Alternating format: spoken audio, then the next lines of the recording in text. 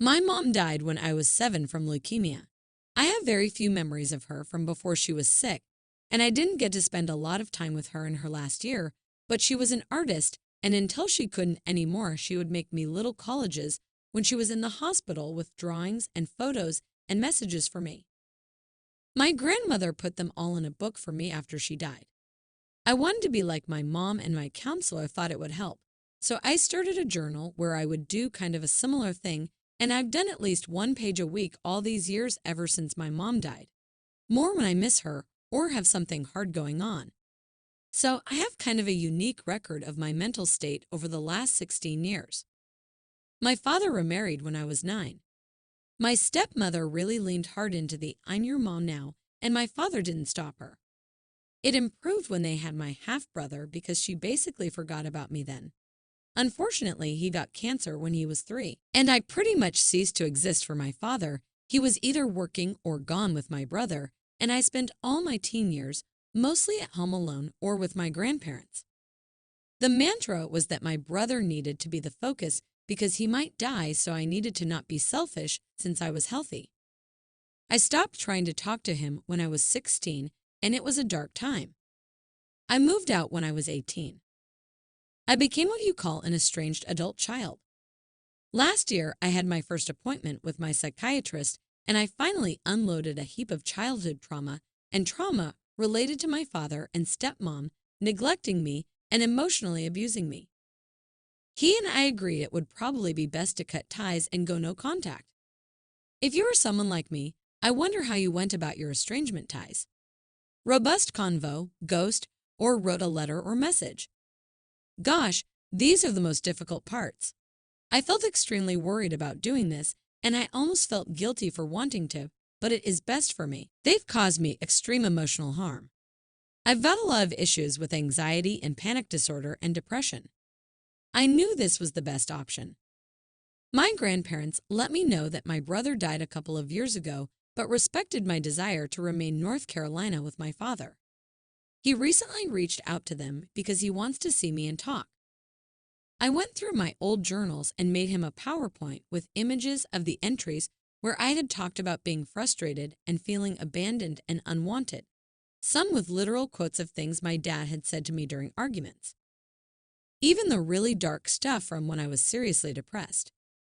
Then I ended it with a photo of one of my mom's colleges where she had written, "Remember that your dad and I are always here for you," and I wrote, "You failed. Go away," underneath. I felt like him being able to see it from my literal perspective would communicate why I don't want him back better than I could. Evidently it worked, but a little too well because I've been bombarded by family telling me that it's understandable that I don't want to see him.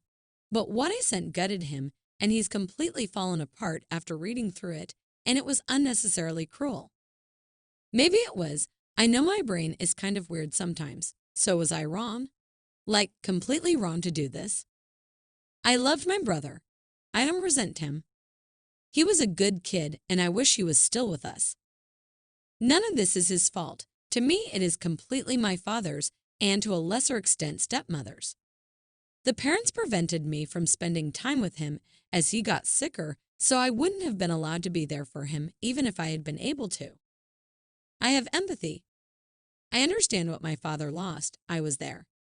I also lost those same people plus effectively my father. Even so, to me there is no excuse for completely shutting your own kid completely out of your life while also preventing them from getting any kind of help. I understand depression and freezing up. I've been there, and I still, even not being an adult, manage to consider the impact of my behavior on other people. If he was that bad off, he should have given me up to be raised by someone else. My mom's parents asked, and he wouldn't agree to let me stay with them full time. I could have had a dad that was able to occasionally tell me he loved me even if it was just a text message. Alternatively, I could have lived with my grandparents and had people around me who cared about me every day even if that wasn't my father. I got neither, and every request for help of any kind was met with "suck it up." I can empathize with having to function while breaking down inside, but I can't empathize with what he did. I gather from relatives that my father and stepmother split not long ago and are in divorce proceedings, which is why he reached out now and why the rest of the family was upset with how I responded at the time. He wasn't in a good place already. I've told them that if they care about him, to encourage him to keep away from me, refuse to pass on any messages, and try to get him into inpatient care or something if they're that worried he's going to do something rash. I don't want anything to do with him, and I've told them that I don't want to hear about anything that happens after this point, but the rest of his family love him, so for their sake, I hope he pulls himself together. No apology, no matter how sincere, will change the past or undo the damage done.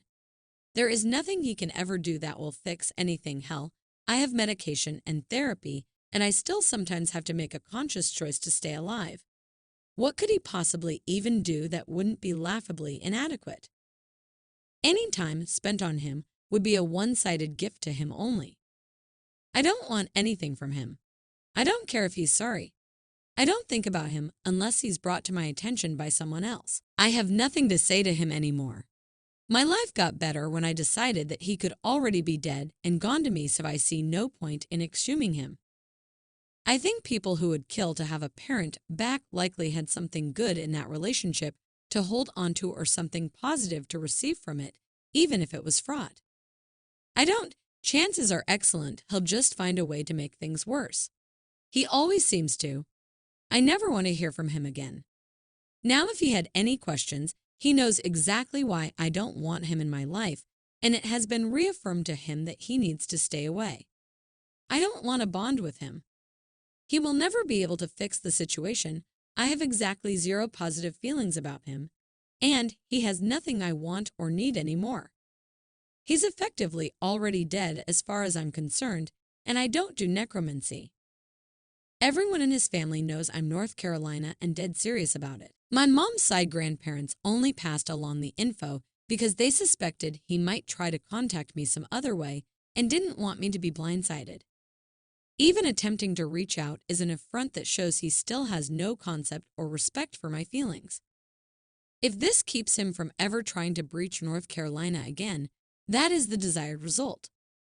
I'm perfectly capable of reaching out if I ever change my mind. There's absolutely no need for him to do anything but stay away. I tried to talk about it a lot when I was in my early teens, but by the time I was around 15, I knew it didn't do any good, and I was also pretty set on taking myself out by then, and I knew if I talked to anyone about how I was feeling, they would lock me up somewhere. I just stopped talking to anyone at that point.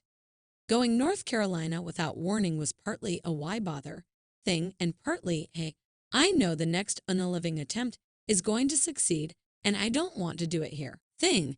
Fortunately, as soon as I cut off my dad, things got less awful and I was able to get some useful help instead of being told to just deal with it. I would also like to add, there were essentially no birthdays for me, no phone calls when they were gone, never came to anything for school, no holidays together. Went an entire summer without a word from him one year. He didn't even notice I was gone for a week after I left. When I tried to talk to him about things, I was told to suck it up. Basically, so yeah, I'd have actually been better off if he was also dead and I lived full-time with my grandparents. At least then I could have pretended that he would have been there if he could have. It's hard to have other issues when someone is never around and barely remembers to talk to you if you're not in trouble. This went on for years. My mom was dying in the hospital and she still managed to always make sure I knew she loved me. My father couldn't even manage a phone call or a post-it note on my birthday for 5 years. Other problems would have been an improvement. The shitty thing is I actually loved my brother a lot. He was always a sweet kid even when he was sick. Even if my stepmom sucked, I kind of liked being his big sister, and missing out on time with him is the only thing I really regret about leaving. I'd always kind of hoped he would get better and we could reconnect when he was older. A bunch of people have been asking for an update, so I'm doing it here instead of on the main sub because the original blew up more than I want to deal with again. I had a talk with my paternal grandparents over Christmas vacation and showed them the PowerPoint. They had no idea that things were as bad as they were or that I was actively suicidal at the time, and the accidents I had as a teen were not really accidents. So, while they think it was still dangerously harsh under the circumstances, They understand better where I'm coming from, admit that my father messed up big time, and that the family should have been more involved with me instead of just supporting him and my brother. They said that on the surface, they thought I was fine and just having trouble adjusting. But if they had known about the things described in the journal, they would have insisted my father get help. They do want me to reconcile with him, but they understand why it might be too late for that, so they've agreed not to bring him up unless I do first and not pass on information either way. So that was actually productive. As for my father, I know a lot of people think I'll regret it if I don't forgive, but I'm not so sure that's true. I've tried to imagine a conversation with him that wouldn't make things worse, and I can't. Best case scenario, he's sorry and has a good grovel, but honestly, I think hearing that would just make me hate him more. Worst case scenario, nothing has really changed, and I have to walk away before I end up with an assault charge. I also just can't imagine any real benefit or function to having him in my life, so reconnecting seems like a lot of work for no gain. As far as forgiveness, I don't know if that's actually possible. Apathy, maybe. As far as I know, he's alive. I've made it super clear that anyone who tries to give me information about him that I don't request will also get the chop, so I'm probably not going to get any further updates. I'd rather just go back to forgetting he exists. For me, I'm probably as fine as I'm going to be. I have therapy and meds.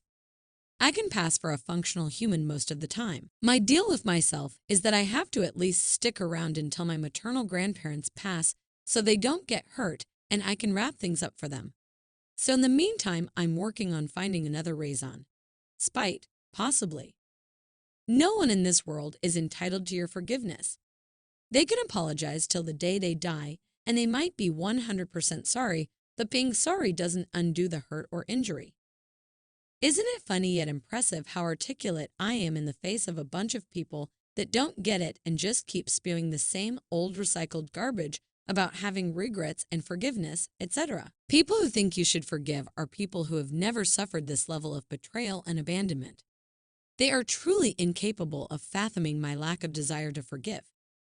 Much like trying to explain color to a person who is blind, it is too beyond their experience.